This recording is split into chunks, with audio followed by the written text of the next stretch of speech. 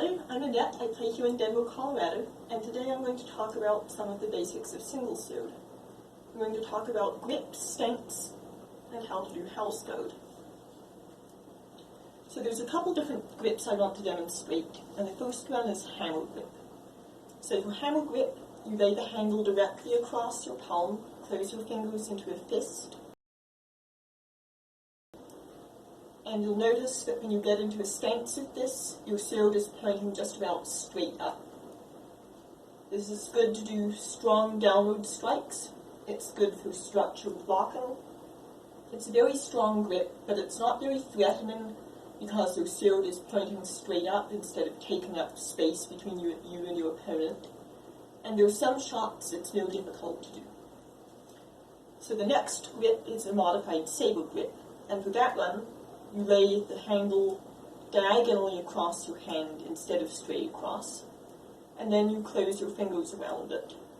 And instead of having your thumb over here, it's slightly offset from the top of the handle, supported by the other fingers. And this grip, you'll notice the sword is taking up no space now between me and my opponent. It's easier to take shots at angles.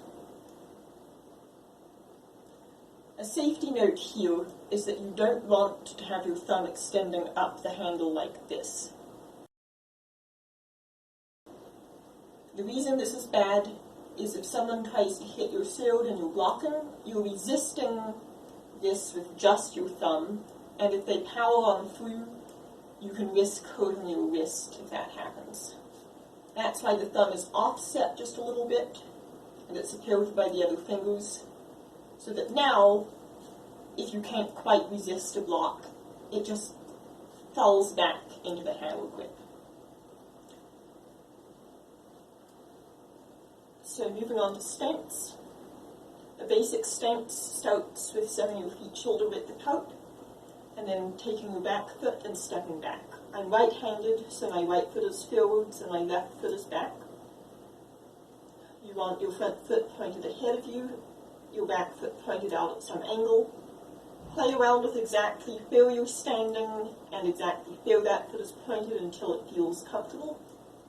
And you should be able to move easily and quickly in any direction without losing your balance. If you're facing an opponent, it's important to have your foot pointed directly at them, because that, where your toes pointed, is the direction where it's easiest for you to go. So if I were to do this wrong, if I were to point my foot towards the inside and still try to move at my opponent attacking them, that's doing bad things to this knee joint. Again, when you're attacking someone, you can step out a little wider and lunge a little bit if you need to. When you're doing that, make sure that your knee doesn't go over your toes. So if you think about a vertical line drawn up from your toes, you can come to here, and that's okay. You don't want to go out to here, because again, that's bad for your knee. It puts a lot of stress on that joint. Anytime that you're fighting, if something hurts, if you feel like you're straining a joint or using it in a way that just feels bad, pay attention to that. Don't do it that way. Figure out some way of doing the technique that does not hurt. So that was stance, and the last topic is house guard. The idea of house guard is that there are 4 different places you can block.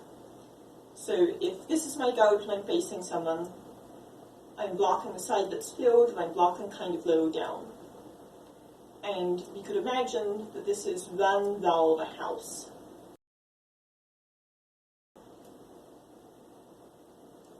Then I could block higher up and go diagonal to catch the strikes that were coming in toward the shoulder.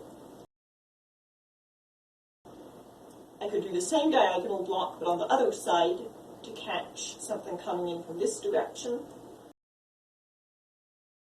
I wouldn't want to use this as a static guard because my arm is very open, but it's a good way to block. And then the last part of house guard is this block on the other side. If someone's trying to hit this hip, I would come across there to catch it. So that's house code. As you play around with that in fights, you'll get a better sense of when and how to use each of the blocks. So that was basic single sword. We talked about grip, we talked about how to stand, and we did a little what house code is. Thanks for listening, and please let me know if you have any questions.